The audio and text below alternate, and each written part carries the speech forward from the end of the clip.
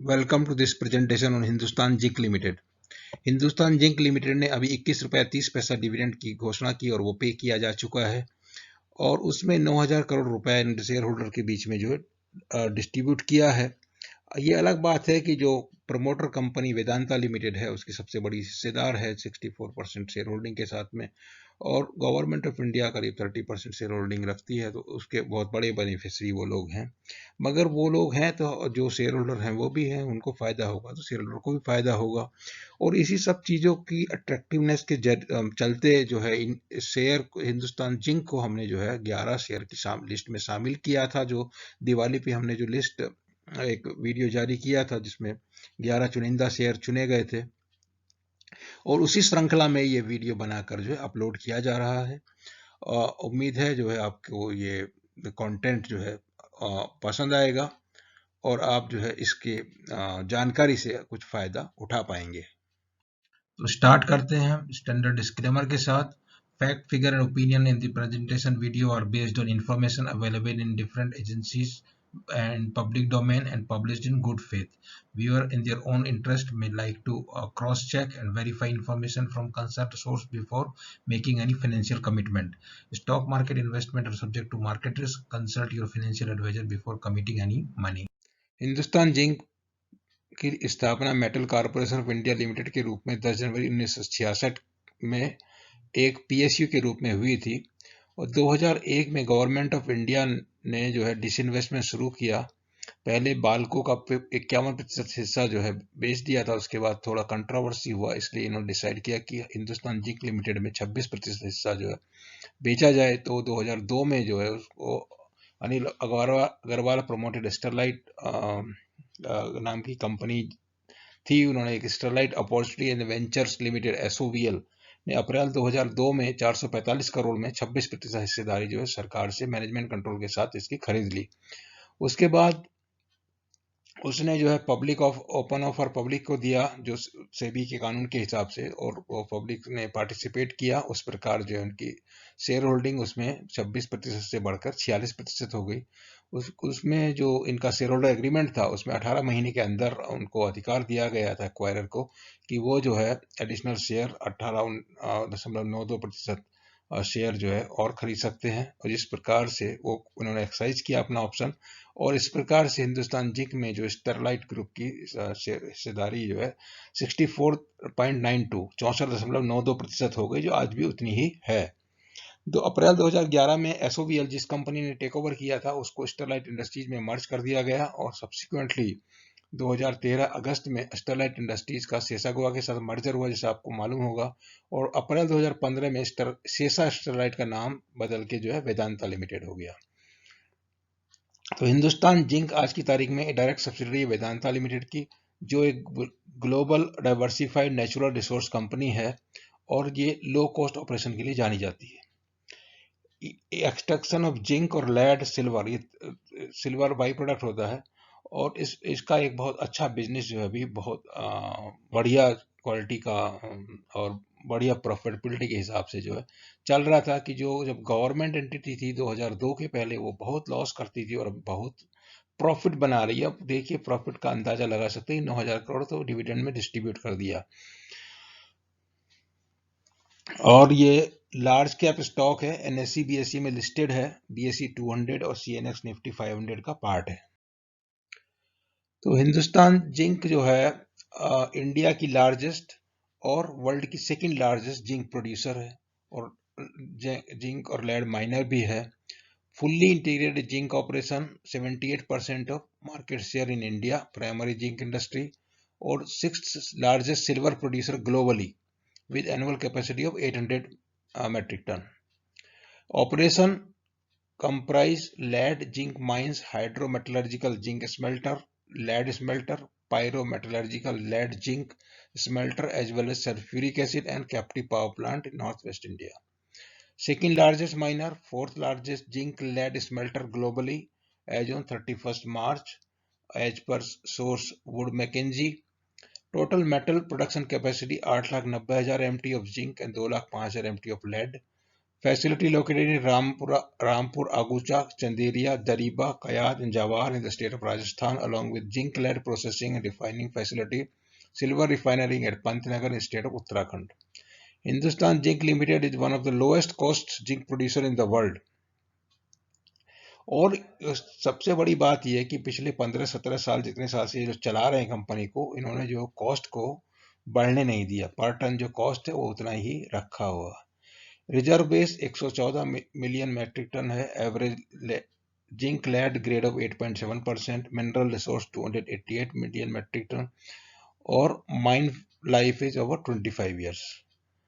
एक किताब लिखी गई है, एक वर्षा मेघानी ने किताब लिखी है बीनीथ द सरफेस। उसमें इस कंपनी के बारे में बहुत जानकारी दिया हुआ है, और इनके जो टर्न अराउंड हुआ है टेक ओवर के बाद में वो है, और वही उसी में बताया कि सेकंड लार्जेस्ट है आफ्टर द वर्ल्ड, जो largest producer Anglo Swiss mining giant Glencore, उसके बाद ही दूसरे नंबर की कंपनी है। वेदांता की मेजॉरिटी स्टेक हिंदुस्तान जिंक में जो लॉस थी, लॉस से ये प्रॉफिट में लाए, और ये जो है फोर्ब्स इंडिया मैगजीन में 4 अगस्त 2017 को ये छपा है, जिसमें कहा गया कि 197% शेयर होल्डर रिटर्न दिए गए 3 साल में, 22% एवरेज रिटर्न ऑन इक्विटी और 11% CAGR सेल्स ग्रोथ रिपोर्ट किया कंपनी ने। तो हिंदुस्तान जिंक के ओवरव्यू के बारे में वही चीजों की चर्चा करते। Largest underground mine globally, second largest zinc lead miner globally, fourth largest zinc smelter globally, and six largest silver producer globally. तो ये इनकी ओवरव्यू के बारे में हो गया। और अगर इनकी जो बाकी फैसिलिटी की बात करते हैं तो 5 इनकी माइंस हैं, रामपुरा अगुचा, सिंदेसर खुर्द, जवाहर माइनिंग कॉम्प्लेक्स, राजपुरा दरीबा और कयाद। उसके बाद स्मेल्टर हैं 3 जगह, चंदरिया, दरीबा और डेबारी जिंक। स्मेल्टिंग और पावर जो है वो जिंक स्मेल्टिंग कैपेसिटी दिया हुआ, लेड स्मेल्टिंग कैपेसिटी, सिल्वर और थर्मल पावर प्लांट 474 मेगावाट। उसमें विंड, सोलर और ये विंड हाइड्रो 35 मेगावाट इंक्लूड है। अगर तिमाही नतीजों की तुलना की अभी चर्चा करें, जिसके बाद इन्होंने डिविडेंड डिक्लेयर किया, तो जो पहली तिमाही में 3,989 करोड़ 3,989 करोड़ सेल्स के मुकाबले में 5,660 करोड़ प्रॉफिट डिक्लेयर किया, और इबिटा 1,716 करोड़ से बढ़कर 2,690 करोड़ हुआ। नेट प्रॉफिट 1,940 करोड़ रिपोर्ट किया गया। उसी को पिछले साल की तुलना में जो नेट प्रॉफिट है कि YOY जो है वो थोड़ा कम है, मगर जो आपका इप्टा और सेल्स ज़्यादा है। छमाही की तो अगर रिजल्ट देखते हैं तो छमाही रिजल्ट जो है पिछली जो साल की जो छमाही है 9,498 के मुकाबले 9,600 है, और टोटल इनकम 10,517 की जगह है 10,700 है, और जो है इप्टा जो 4,400 से 4,400 आसपास है, थोड़ा कम है, और प्रॉफिट भी कम है 3,846 के मुकाबले 3,299 है। लेकिन 1,065% का डिविडेंड दिया, तो इसमें कुछ पूरा प्रॉफिट तो अभी छमाही का नहीं है, उसमें जो है रिजर्व से भी दिया है। और पिछली बार जो इंटरिम डिविडेंड था 825% था, मतलब 16.5 रुपया पर शेयर था, इस बार 21 रुपया 30 पैसा डिविडेंड दिया है। एनुअल अगर देखते हैं तो एनुअल परफॉर्मेंस पिछले साल की जो है पिछले 2018 में बहुत अच्छी थी, उसके बाद थोड़ा सा डाउन है, और अभी इस साल में उम्मीद है कि थोड़ा सा बेहतर परफॉर्मेंस दिखाएगी। बाकी अगर शेयर होल्डर वैल्यू क्रिएट कैसे करते हैं, ये 5 साल का एवरेज 108% जो है डिविडेंड पे आउट है, और 30% 5 year UG mine production CAGR 30%, 18% 5 year silver production CAGR, और return on capital employed 29%, 3 year average EBITDA margin 52%, $2.89 billion net cash रखते हैं। ये अर्निंग पर शेयर 19.4, 16 में था 19.7, 22 18.8 और 20 में 16.1 है। और डिविडेंड पे आउट जो है 100% से ज़्यादा है। पहले भी जो 144 149% तक डिविडेंड इन्होंने दिया था, खाली 18 में कम दिया था, बाकी जो है बहुत अच्छा डिविडेंड देते हैं। नेटवर्थ भी बढ़ रहा है, जो भी हाईएस्ट नेटवर्थ पिछले साल 40,310 करोड़ का डिक्लेयर किया। उसके बाद फंडामेंटल्स की अगर बात करें तो इनके पास प्रोडक्शन वॉल्यूम, रिवेन्यू, ये सब डाटा दिए हुए हैं। और सिल्वर में जो है इन्होंने बहुत ज़्यादा प्रोग्रेस किया है। 610 million ton metric ton production volume, 2,445 crore का सिल्वर का रिवेन्यू है। लेड का रिवेन्यू 2,699 करोड़ है और जिंक का रिवेन्यू 12,645 करोड़। इस प्रकार कैपेसिटी एक्सपेंशन लगातार करते जा रहे हैं। जो FY14 में जो है इनका अंडरग्राउंड प्रोडक्शन का कैपेसिटी 210 था, वो अभी 1200 टारगेटेड है, 917 तक पहुंच चुके हैं FY20 में। और इसके अलावा जो दिए हुए हैं rising share of value added product, वो 12% से 18.5% हो गया। कॉस्ट लीडरशिप बराबर बनाए हुए हैं। एक्सपेंशन के बारे में अगर करते हैं कि पहले एक्चुअली इनका ओपन कास्ट माइनिंग होता था, उसको अंडरग्राउंड माइनिंग में कन्वर्ट किया, उसमें थोड़ा यील्ड ज़्यादा होता है। तो 2014 में 210 जो किलोटन माइंड मेटल होता था अंडरग्राउंड, और 670 ओपन कास्ट से था। अभी पूरा का पूरा 3 साल से जो है वो 2 साल 19 और 20 और इस बार भी जो है 950 पूरा अंडरग्राउंड माइनिंग से आएगा। और कैपेसिटी एक्सपेंशन जो है 1.5 मिलियन टन के लिए चल रहा है।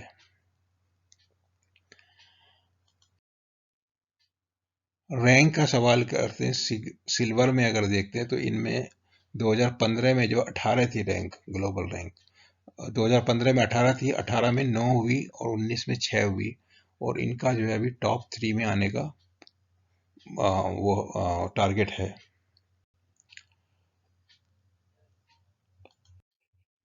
शेयर होल्डर जो है 64.92% इसमें प्रमोटर हैं जो वेदांता हैं, उसमें से 22.83% जो है वो प्लेस किए हुए हैं। प्रेसिडेंट ऑफ इंडिया के पास 29.59% है और FII के पास 1.17%, DI के पास 2.44%।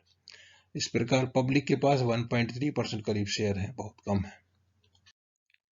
शेयर प्राइस के बारे में अगर देखें तो शेयर प्राइस जो है 2017-18 में काफ़ी बढ़ा था। उसके बाद फिर जो अभी इस साल घटने के बाद डिविडेंड आया, तो जितना बढ़ना चाहिए था उतना बढ़ा नहीं, लेकिन एक्स डिविडेंड होने के बाद भी वापस उसी रेंज में प्राइस आ गया जो मतलब कम डिविडेंड प्राइस था। तो आपको 21 रुपये 30 पैसा जो कैश नेट कैश फ्लो होने के बाद भी आपको सेम लेवल का प्राइस मिल रहा है। तो कोई इसमें है नहीं, मतलब पैसा ही पैसा है ऐसा दिखता है प्रीमा फेसी। 1 साल का प्राइस ट्रेंड भी यहाँ दिया हुआ है और लंबा वाला ग्राफ भी दिया हुआ है पिछला 20 साल का। तो अभी अपॉर्चुनिटीज में देख सकते हैं बहुत, और उसके लिए हम थोड़ा और कुछ जानकारी हासिल करते हैं। जिंक का जो प्राइसिंग ट्रेंड है 2007 में वो करीब $4,500 $4,500 तक जो है गया था, डॉलर का प्राइस है। तो इसमें अभी आ, उसका जो भाव है करीब 2600 ऐसा कुछ चलता है। तो इनका कहना है कि जिनका भाव घट के अगर 1400 तक भी आ जाते तो प्रॉफिटेबल रहती, क्योंकि इनका कॉस्ट जो है सिर्फ $800 पर टन का कॉस्ट होता है। तो इनका प्रॉफिटेबिलिटी पे फर्क, मतलब इशू नहीं है। They are always on for capacity expansion. तो प्रॉफिट तो होना ही है, थोड़ा कम होगा या ज़्यादा होगा, जैसे जैसे भाव बढ़ेगा प्रॉफिट जो है बहुत ज़्यादा बढ़ता है। तो कैपेसिटी, और दूसरा क्या है, इनका जो माइंस है उसका जो ओर है वो बहुत रिच है, वर्ल्ड में सबसे ज़्यादा। सिल्वर के बारे में अगर प्राइस ट्रेंड देखते हैं तो ये सिल्वर का 2011 में पीक हुआ था, करीब वो $50 के करीब तक गया था प्राइस उस समय। और अभी जो है पीक थोड़ा बड़ा है 2020 में, जो जब ये अनसर्टेनिटी कोरोना की वजह से आई है, और अभी अच्छा है और उसकी वजह से जो प्रॉफिटेबिलिटी में बहुत बड़ा इम्प्रूवमेंट देखने में आया। लेड का प्राइस में कुछ खास अभी उतना मूवमेंट आया नहीं है। लेड का अच्छा खासा प्रोडक्शन है, वैल्यू वाइज सिल्वर के बराबर है, मगर उसमें अभी प्राइसिंग उतना नहीं है। लेकिन हिंदुस्तान जिंक को इसके बारे में कोई खास चिंता करने की बात है नहीं, और ना शेयर होल्डर को चिंता करने की बात है। भविष्य के बारे में अगर देखते हैं तो apart from being lowest cost producer, Hindustan Zinc access to abundant high grade ore is just one of the factors that enable it to maintain low cost of production. इसका आयरन, इसका जो ओर है, ओर में परसेंटेज जो है बहुत ज़्यादा है, इसके लिए ये लोग अपना जो कॉस्ट लेवल हैं वो 2002 के लेवल में ही मेंटेन किए हुए हैं। जैसा कि डिस्कस किया, 6 largest silver producer globally, annual capacity 800 metric ton, और एम करते थर्ड प्रोड्यूसर बनने का। Open cast pit at Rampura Agucha has grade quality of 13%, while underground mine has grade capacity of 14.1%. Sindesar Khurd 6% और ग्लोबल एवरेज ओनली 3%। कहाँ 3% और कहाँ 13%? तो वही इनका एफिशिएंसी और वो सब है, मगर वही जब गवर्नमेंट उसको चलाती थी तो लॉस मेकिंग था, और अभी प्रॉफिट मेकिंग हो गया। उसमें प्राइस का भी है और जो बाकी जो एफिशिएंसी का और जो बाकी जो इनके बाई प्रोडक्ट हैं सिल्वर वगैरह जो एक्सट्रैक्ट कर रहे हैं उस सब से ये प्रॉफिट संभव हुआ है। तो कहना ये कि अभी जो प्राइस जिंक का नॉर्मली रेंज करता है $2,500 से $2,700 पर टन रहता है एलएमई के ऊपर, और कमोडिटी साइकिल के हिसाब से जो घटता बढ़ता है, कमोडिटी प्राइस के बहुत ज़्यादा वेरी करते हैं, तो इनका ये कहना है कि 1400 पर टन, $1400 पर टन भी जब हो गया तभी भी जो है उनको कुछ सोचने की जरूरत नहीं पड़ी है, और तभी भी अच्छा प्रॉफिट वो कमाते हैं क्योंकि कॉस्ट सिर्फ 800 है।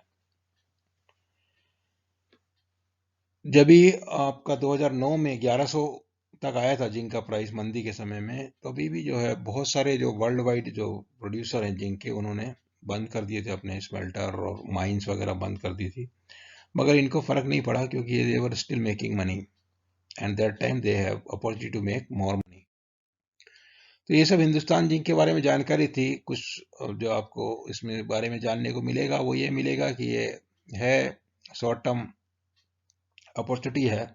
लॉन्ग टर्म जो है मैनेजमेंट का जो है कॉर्पोरेट गवर्नेंस रिलेटेड कुछ इशू इसमें हाईलाइट किया जाता है, तो उसका थोड़ा सा ध्यान रखिए न्यूज फ्लो में। बट एक कंपनी अगर प्रॉफिट कमा रही है तो अभी जो भी रेगुलेशंस हैं उसमें कितना भी जो अगर प्रमोटर चाहे तो बहुत ज़्यादा कुछ बेईमानी करने का उसके पास स्कोप नहीं रहता है। If he want promoter want to enrich themselves, then shareholder will get enriched automatically. For example, see, if this promoter wanted money from to take out money from this company, and they have declared this huge dividend 21 rupees 30 paisa, and what happens then? Every shareholder has got same amount of dividend. So when promoter are in the need of money and company has a lot of cash, so if they want to take money out, shareholder will also get money out. और अभी silver में जो opportunity इनका है, silver का price trend जो है improve हो रहा है, जैसे जैसे उम्मीद है कि पूरा जो इकोनॉमी पूरी दुनिया की मंदी की तरफ अभी है, जिसे उससे रिलीफ मिलेगा, तो इंडस्ट्रियल सिल्वर क्योंकि इंडस्ट्रियल मेटल है, is not only ornamental use, उसका इंडस्ट्रियल एप्लीकेशन बहुत ज़्यादा है और बैटरी वगैरह में भी काफ़ी ज़्यादा यूज होता है, इलेक्ट्रिकल इंडस्ट्री में बहुत यूज होता है। तो सिल्वर की डिमांड बढ़ेगी, उसका प्राइस बढ़ेगा, तो इनको इस तरह के प्रोड्यूसर हैं जो बहुत बड़ा सिल्वर का प्रोडक्शन करते हैं, उसकी वजह से इनको बहुत प्रॉफिटेबिलिटी में इंप्रूवमेंट देखने को मिलने की उम्मीद है। तो ये था जानकारी हिंदुस्तान जिंक के बारे में। उम्मीद है आपको ये जानकारी बहुत लाभदायक सिद्ध होगी और जो है आपको इसमें दी हुई डिटेल्स पसंद आएंगी।